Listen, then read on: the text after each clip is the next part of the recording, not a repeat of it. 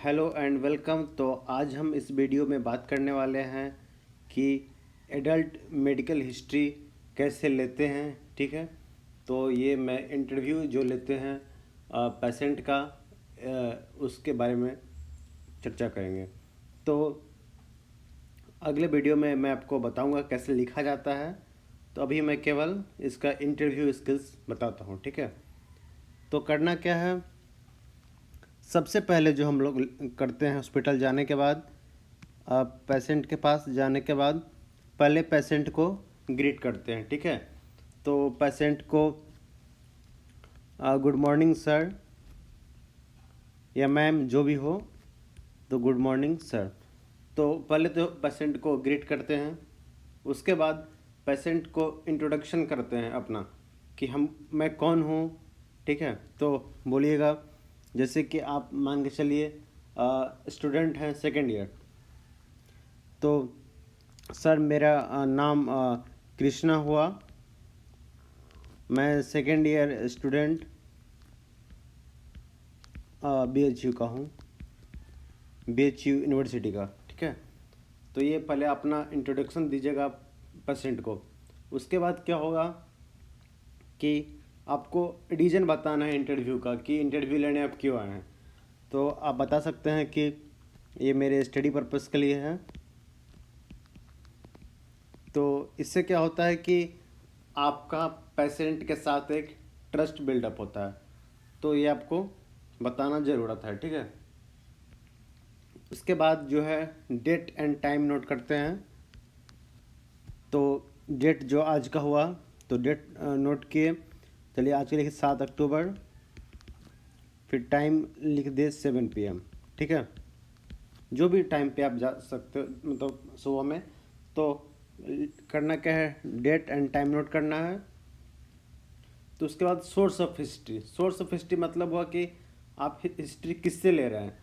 तो पेशेंट से ले रहे हैं तो पेशेंट लिखिएगा, उसके मदर से ले रहे हैं तो मदर लिखिएगा, फादर से ले रहे हैं तो फादर लिखिएगा। ठीक है, जिससे ले रहे हैं मतलब पूछ रहे हैं तो लिखिएगा। ठीक है, उसको बोलते हैं सोर्स ऑफ हिस्ट्री। उसके बाद क्या होता है, रिलायबिलिटी। रिलायबिलिटी मतलब क्या हुआ कि ये कितना परसेंट तक सही हो सकता है हिस्ट्री। ठीक है, अगर आप पेशेंट से लेते हैं तो मानिए 99 से 100% तक सही होगा। तो और अगर मदर से लेते हैं या फादर से लेते हैं तो यहाँ पे रिलायबिलिटी आपको 90% के लगभग, मतलब ऐसा माना जाता है।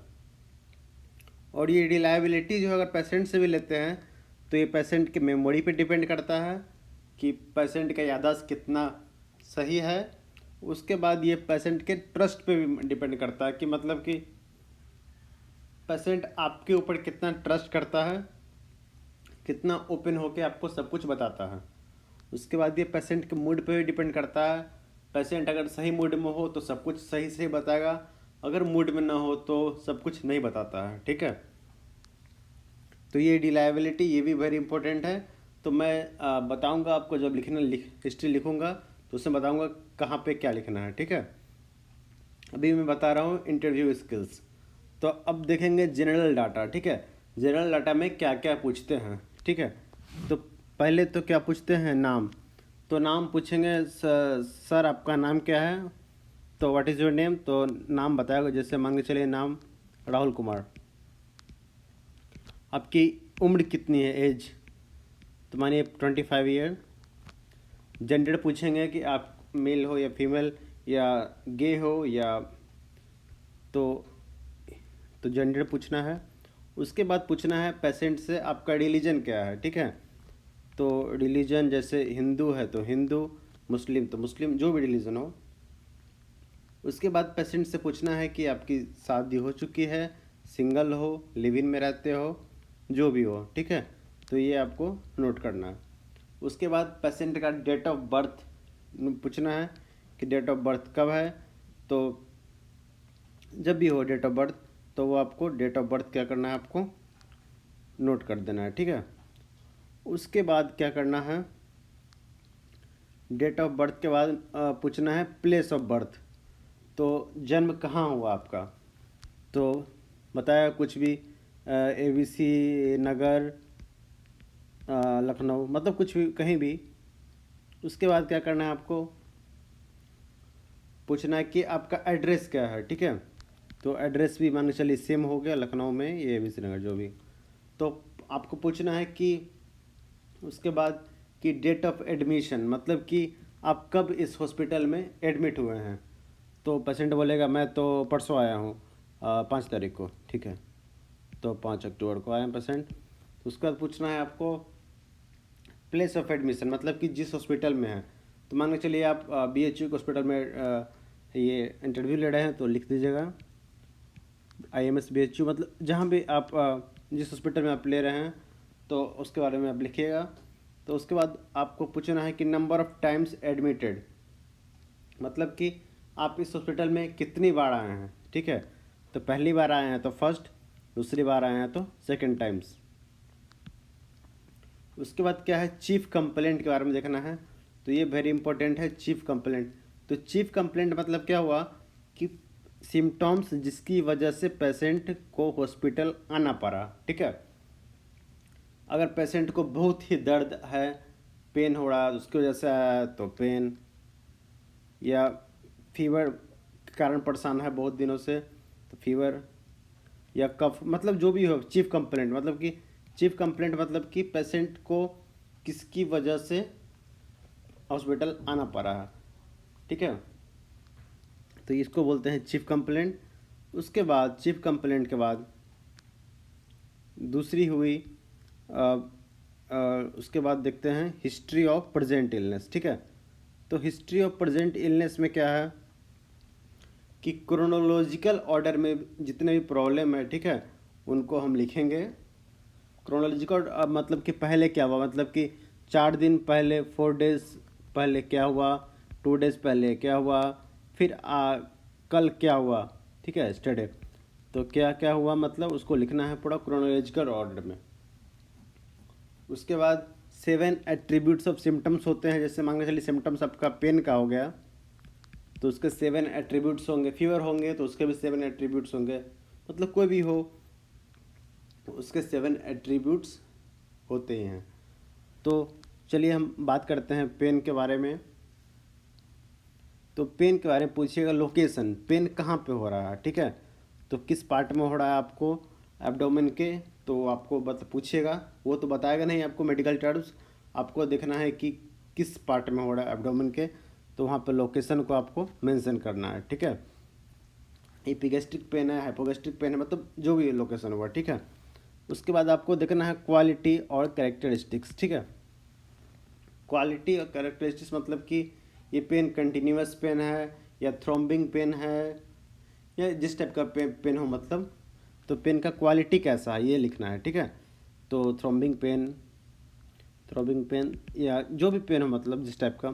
क्वांटिटी मतलब कि पेन का सीवियरिटी क्या है, तो पूछिएगा पेशेंट से कि आप 0 to 10 के स्केल पे आप पेन को कितना नंबर देते हैं, 5, 10। 10 मतलब कि बहुत ज़्यादा आउट ऑफ कंट्रोल, 0 मतलब कि ना के बराबर। तो इस पर आप पेन को कितना नंबर देते हैं, तो इसको ऐसे हम लोग नापते हैं सीवियरिटी ऑफ पेन।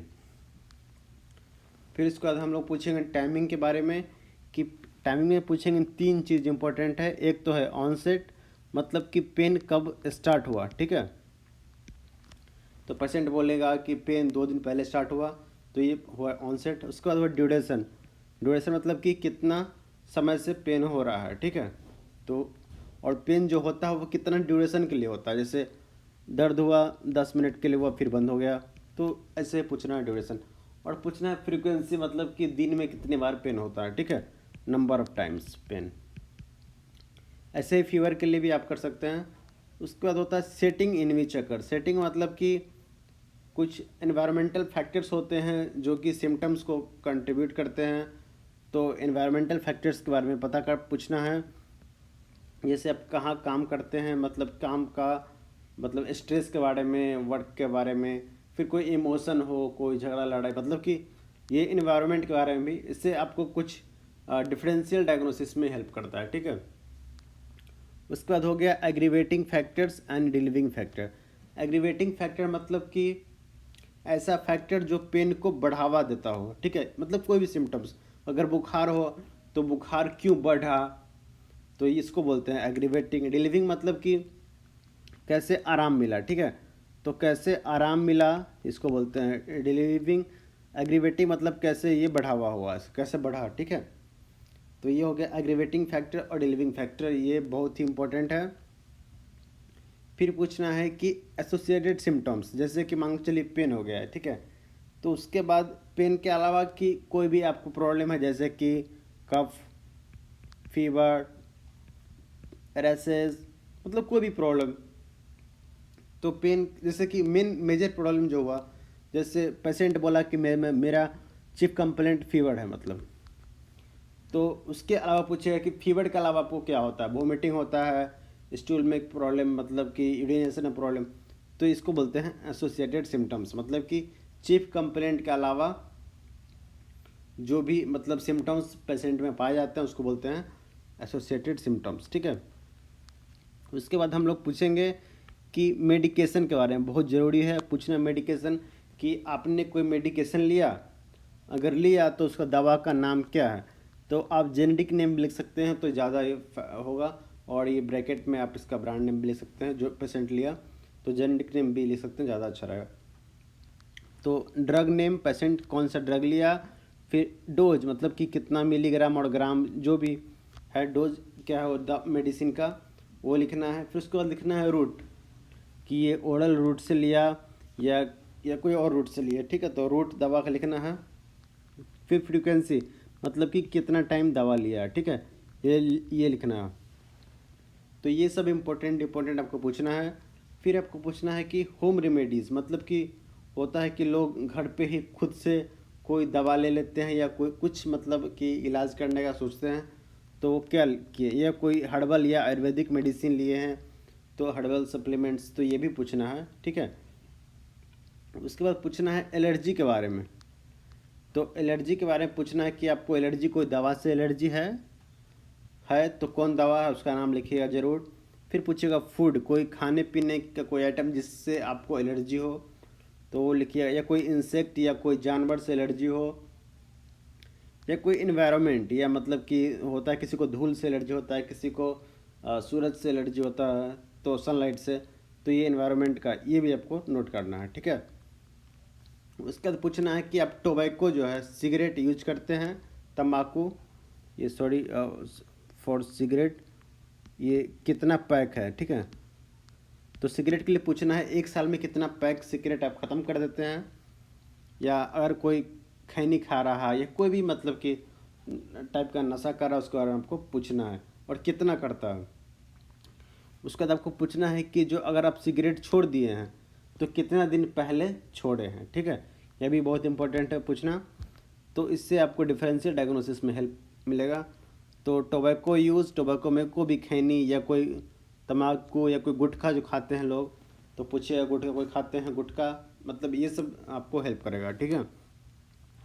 फिर उसके बाद पूछेंगे अल्कोहल के बारे में। अल्कोहल मतलब कि कौन सा अल्कोहल लेते हैं, बियर लेते हैं, ब्रांडी, मतलब जो क्या लेते हैं आप, ठीक है, और उसका फ्रीक्वेंसी कितना है, मतलब कि आप वीक में कितनी बार लेते हैं और कितना अमाउंट लेते हैं, फ्रीक्वेंसी एंड अमाउंट, ये भी आपको नोट करना है।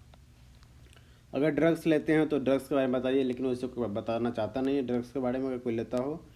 उसके बाद ये तो हो गया हमारा प्रेजेंट इलनेस का। उसके बारे में हम देखेंगे पास्ट मेडिकल हिस्ट्री, ये इम्पोर्टेंट है। पास्ट से पता चलता है कि आदमी को फ्यूचर में कौन सी बीमारी हो सकते हैं।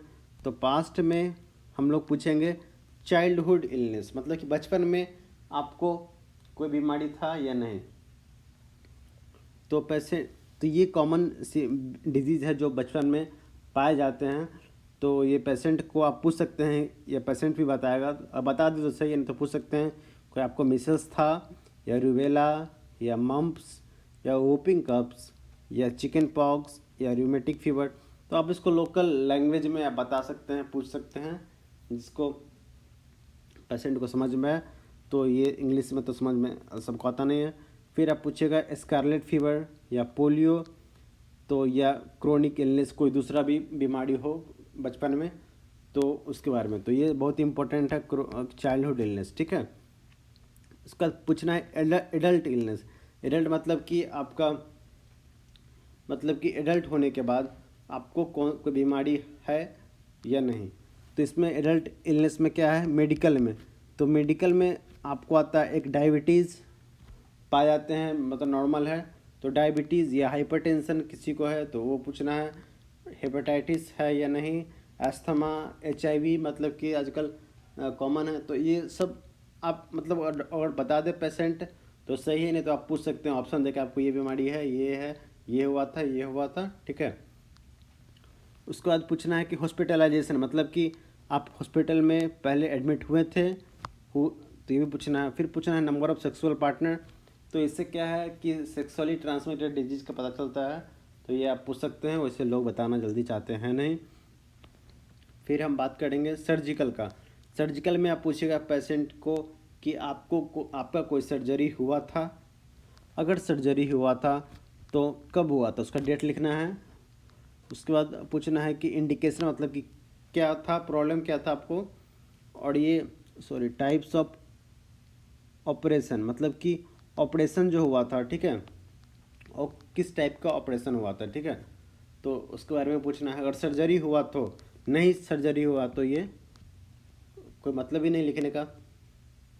फिर अगर लेडीज़ है तो उसको उससे हम पूछेंगे फीमेल से ऑब्स्टेट्रिक्स एंड गायनोकोलॉजी के बारे में कि ऑब्स्टेट्रिक हिस्ट्री, मेंस्ट्रुअल हिस्ट्री, फिर मेथड ऑफ कंट्रासेप्शन या सेक्सुअल फंक्शन। तो इसके लिए मैं आपको अलग OB का हिस्ट्री लेके आऊँगा, उसमें बताऊँगा OB में क्या क्या पूछना रहता है। फिर हम लोग पूछेंगे साइकियाट्रिक इलनेस के बारे में कि आपको कोई साइकियाट्रिक बीमारी है या आप डायग्नोसिस पता चला है या उसके लिए हॉस्पिटल में भर्ती हुए थे, या अगर उसका इलाज हुआ तो क्या इलाज हुआ, ठीक है। तो साइकियाट्रिक डिजीज़ के बारे में पूछेंगे।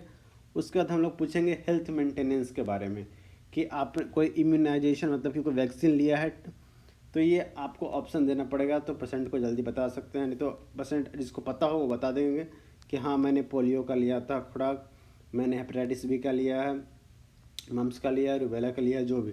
लेकिन ये जो है कॉमन आपको पूछना है, tetanus, pertussis, diphtheria, polio, measles, rubella, mumps, influenza, varicella, hepatitis B virus, human papilloma virus, haemophilus influenza type B, pneumococci and herpes zoster. उसके बाद आपको पूछना है कि आपने कभी स्क्रीनिंग करवाया है, मैमोग्राम या स्टूल टेस्ट या पैप स्मीयर, जो भी। तो स्क्रीनिंग के बारे में भी पूछना है, ठीक है। तो ये सब आता है किसमें, हेल्थ मेंटेनेंस के अंदर में। उसके बाद हम लोग चलते हैं नेक्स्ट टॉपिक पूछेंगे जो है कि फैमिली हिस्ट्री, ठीक है। फैमिली हिस्ट्री बहुत ही इम्पोर्टेंट है। उसमें पूछेंगे कि आपके पापा मतलब कि फादर जो है, आपके फादर का एज क्या है, फादर हेल्दी हैं कि नहीं हैं, अगर मौत हो गई तो किस कारण से मौत हुई और कोई डिजीज़ की वजह से मौत हुआ। और फिर फादर मदर के बारे में पूछेंगे, ठीक है। उसके बाद पूछेंगे कि आपके सिबलिंग मतलब भाई बहन कितने हैं, वो लोग हेल्दी हैं कि नहीं, उन लोग का कोई डिजीज़ है कि नहीं, ये। फिर आपके पूछेंगे आपके दादा दादी का के बारे में पूछेंगे, ठीक है।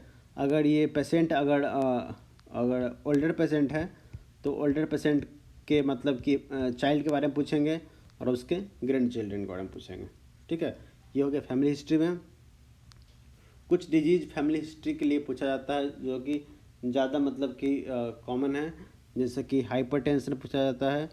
हाइपरटेंशन आपके फैमिली में किसी को था, कोरोनरी आर्टरी डिजीज़ था, एलिवेटेड कोलेस्ट्रॉल लेवल मतलब है किसी को फैमिली में, या स्ट्रोक की प्रॉब्लम, या डायबिटीज़, या थायराइड एनिडिनल डिजीज़, या अर्थराइटिस की प्रॉब्लम किसी को, ट्यूबरक्लोसिस, एस्थमा और lung disease, headache, scissor disorder या मेंटल इलनेस, सुसाइड किसी ने किया है, सब्सटेंस अब्यूज कोई ड्रग एडिक्ट है फैमिली में, और किसी को कोई एलर्जी है। ये सब पूछने से क्या होता है कि पता चलता है कि ये ज़्यादा इम्पोर्टेंट है मतलब, ठीक है। तो फैमिली में उसके बाद पूछना है कि किसी को फैमिली में ब्रेस्ट या ओवेरियन कैंसर हुआ था। अगर पेशेंट अगर लेडी है तो कोलन कैंसर या प्रोस्टेट कैंसर भी पूछना है, ठीक है। उसके बाद पूछना है कि जेनेटिकली ट्रांसमिटेड डिजीज़ किसी को हुआ था फैमिली में। ये हो गया फैमिली हिस्ट्री में। अब आते हैं लास्ट में जिसको बोलते हैं पर्सनल एंड सोशल हिस्ट्री। उसमें पूछना है कि पेशेंट का एजुकेशन क्या है। तो आपका एजुकेशन क्या है, तो बोलेगा ग्रेजुएट। तो आप जॉब करते हैं, तो बोलेगा हाँ। तो कौन सा जॉब करते हैं, तो लिखना है सिंगल मैरिड, ये लिखना है। फिर सोर्स ऑफ स्ट्रेस, आपको मतलब कि जॉब पे स्ट्रेस होता है कि नहीं होता है, या घर में कोई स्ट्रेस का ऐसा प्रॉब्लम है या, तो ये अगर है तो लिखना है कहाँ पे क्या है प्रॉब्लम। फिर आपको लिखना है उसके हाउस में पानी की सप्लाई, पीने वाले पानी कैसा है, मतलब सही है कि नहीं है। फिर गार्बेज सप्लाई, गार्बेज सही से मतलब फेंका जाता है कि नहीं, क्योंकि गार्बेज से भी डिजीज होते हैं। फिर लाइफ स्टाइल बहुत ही इंपॉर्टेंट है। उससे पूछना है कि एक्सरसाइज करते हैं तो कैसा, मॉडरेट रनिंग करते हैं तो कितने मिनट तक रनिंग करते हैं। अगर ये कोई जिम वम जाते हैं तो कितने घंटे जिम में एक्टिविटी करते हैं, ठीक है। फिर डाइट में आपका कोई डाइट क्या है, मतलब कि आप फास्ट फूड खाते हैं तो कितने डेली खाते हैं या कब कब खाते हैं, या कोई आपको कोई ऐसा डाइट जो मतलब कि फैटी फूड मतलब कितना खाते हैं ये सब, या नॉर्मल डाइट, इस डाइट के बारे में पूछना है। तो इससे पता चलता है डिफरेंशियल डायग्नोसिस में आपको हेल्प मिलेगा। फिर पूछते हैं हेल्थ सप्लीमेंट्स, को विटामिन वगैरह लेते हैं या कोई प्रोटीन पाउडर वगैरह, तो ये भी पूछना है।